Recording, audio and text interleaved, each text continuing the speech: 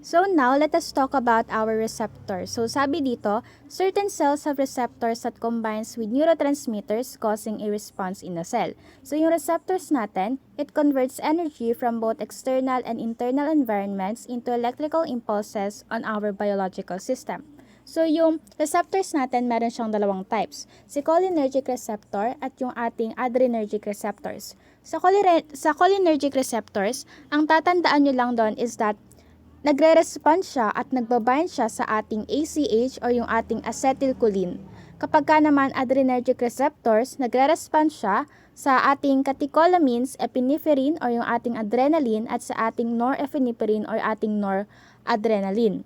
So, si cholinergic receptors, meron siyang dalawang types. Si nicotinic receptors and yung ating muscarinic receptors. First, let's talk about nicotinic receptor. So, si nicotinic receptor, siya yung all receptors on our postganglionic neurons sa ating skeletal muscles and siya din yung ating receptor sa ating adrenal glands.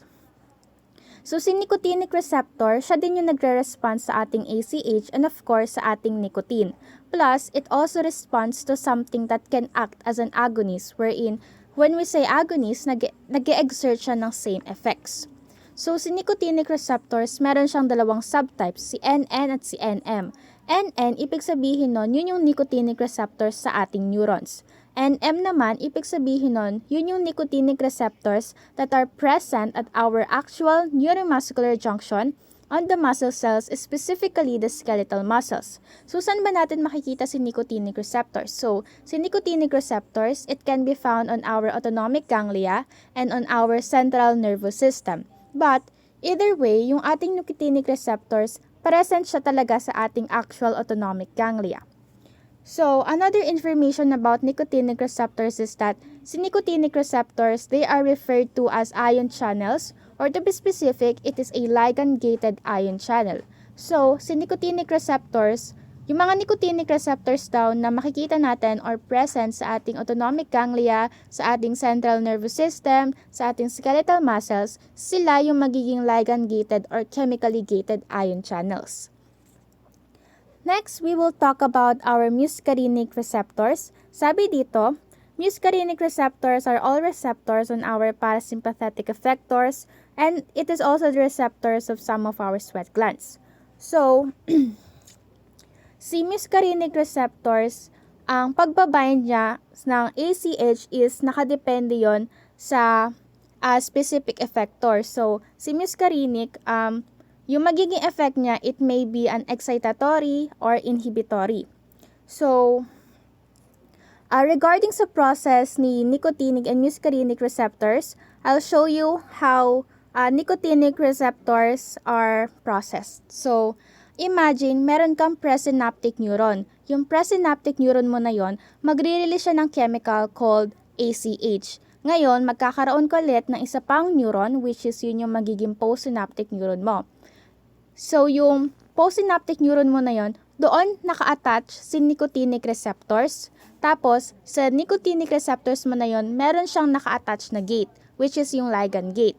Sa ligand gate ni nicotinic receptors, sa kanya naman naka-attach yung parang seesaw or yung little pockets. Ngayon, si presynaptic neuron, nag-release na siya ngayon ng ACH. Ngayon, si ACH na yon, magbabind siya sa mga little pockets or sa seesaw ni ligand-gated ion channel. Ngayon, nagbind na si ACH sa little pockets. Ngayon, ang mangyayari, bubukas na ngayon yung gates ni nicotinic receptors or bubukas na ngayon yung ligand-gated ion channel. So, ano mangyayari kapag bumukas yung gate? Pag bumukas yung gate, papasok or papasok sa loob ni postsynaptic neurons yung mga sodium ion sa loob. Ngayon, since pumasok na yung mga sodium ion sa loob ni postsynaptic neurons, ang mangyayari is magkakaroon ng little excitement or may e-excite si postsynaptic neuron. Pero, hindi pa yon makakapagpa-trigger para magkaroon ng action potential pababa sa ating axon. Not yet. Here's why. So, meron tayong cell resting membrane potential. So, yung cell resting membrane potential natin is negative 70. Then, meron tayong threshold potential which is negative 55. So, Yung voltage-gated ion channel na yon, isa din yung sa specific channel na matatakal natin dito sa process ni nicotinic receptor. So, si voltage-gated ion channel, it will only open up if you hit a certain threshold. Yun yung negative 51. So, once na pumasok yung sodium sa loob ni postsynaptic neurons, and habang pumapasok sila, nagsisimula ng tumaas yung mga resting membrane potential. So, since tumataas yung resting membrane potential, syempre, papalapit siya ng papalapit sa ating threshold potential. Ngayon, pag nakalapit na siya at na-hit niya yung threshold potential na yon, tsaka palang bubukas si voltage-gated sodium channels. Ngayon, since bumukas na si voltage-gated sodium channels, papasok na ngayon yung mga sodium ions sa loob ng cell. So, pumasok sila sa loob ng cell, then bababa sila sa axon. Then, pagkababa nila sa axon, doon pa lang, tsaka pa lang magkakaroon ng action potential. So ngayon, question, anong ginawa ni nicotinic receptors? So, si nicotinic receptors ang nag-generate ng little excitement or yung excitation effect. So, ang tawag dito is, this is what we call the excitatory postsynaptic potential or yung ating EPSP. Now, let us move on to our muscarinic receptors. So, I already discussed what muscarinic receptors are all about. So, sabi ko kanina, it is the receptors on our parasympathetic effectors and receptors of some of our sweat glands. So, according dito, yung muscarinic receptors natin is nagbabind din sa ACH. Pero, yung pagbabind ng muscarinic receptors ng ACH is nakadepende siya sa specific effector. So, ibig sabihin ng specific effector, syempre, nakadepende din kung ang magiging effect ba nun is excitatory or inhibitory. Next is our adrenergic receptors. So, sabi dito, si adrenergic receptors daw, siya yung nagre-response sa ating catecholamines epinephrine or yung ating adrenaline and our norepinephrine or noradrenaline. So, si adrenergic receptors, it plays a key role on our sympathetic nervous system wherein siya nagre-regulates ng ating physiological functions such as heart rate, vascular tone, and bronchodilation. So, dito, sabi dito, yung pag-bind ni NE or ni norepinephrine sa ating adrenergic receptors is nakadepende din siya sa specific receptors na meron doon. So, again, it could be an excitatory or an inhibitory effects. So, additional information kay muscarinic receptors is that meron tayong five subtypes ni muscarinic receptors. So, we have M1, M2, M3, M4, and M5.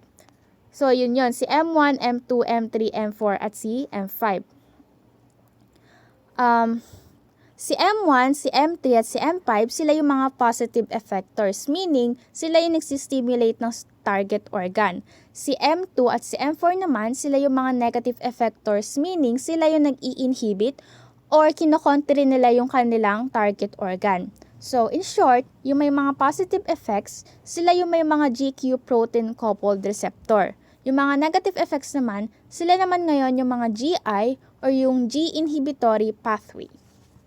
So, let us go back to what adrenergic receptors is all about. So, si adrenergic receptors, meron siyang dalawang main types. Si alpha A receptors and si beta B receptors. So, si alpha A receptors, meron siyang dalawang types. Si A1 receptors and si A2 receptors. So, eto sila. So, when we say A1 receptors, makikita natin sila sa ating blood vessels, sa ating smooth muscles, sa heart, and sa liver. So, yung activation ni A1 receptors is nagli-lead siya sa ating vasoconstriction, sa pag-increase ng ating peripheral resistance, and sa pag-elevate ng ating blood pressure. While si A2 receptors naman, mahanap naman natin siya sa ating nerve terminals or yung ating presynaptic nerve terminals sa ating platelets and our pancreas. Ngayon, ang activation naman ni A2 receptors is that siya yung nag-i-inhibits ng ating norepinephrine release, siya yung nagre-reduce ng ating insulin secretion, and siya din ang nagpo-promote ng ating platelets aggregation. So now we have the beta B receptors. So ito sila. So yung beta B receptors na yun, meron meron siyang tatlong types, si beta 1, beta 2, and si beta 3.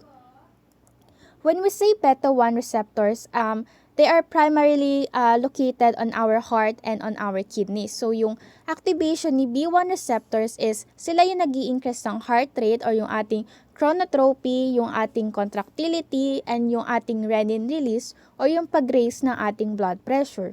While si B2 receptors naman, nakikita naman natin siya sa ating mga lungs, sa ating skeletal muscles, sa ating liver, and on our blood vessels.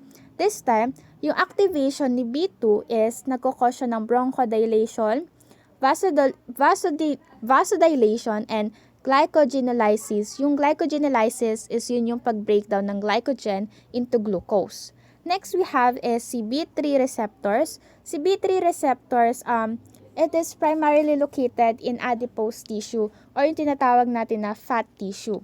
So si B3 receptors, yung activation niya is nagli-lead sa ating lipolysis or yung pagbe-breakdowns ng ating fat and also our thermogenesis.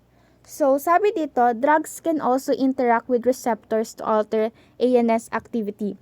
Ibig sabihin yan, yung mga drug receptor theory is nagproproduce sila ng effects by binding to a certain receptors. So, nung nagbabind sila sa receptors, ang ginagawa nila is either nagsistimulate sila or nag-i-inhibit sila sa mga sites na yon.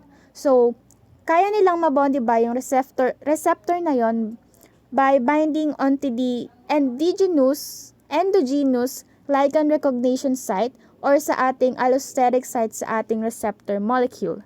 So, we have here two terms. We have agonists and antagonists. Pag agonist, siya yung nagbabind sa ating receptors and siya din yung nag-activate doon. Pag naman antagonists, from the word itself, kontrabida, kinokontra niya yung pag-activate. So, kinokontra niya wherein magbabind muna siya sa receptor, then kukontrahin niya yung activation or pinipigilan niyang magkaroon ng activation. So, that is the receptors. The receptors, two types and its location of in ANS receptors all about.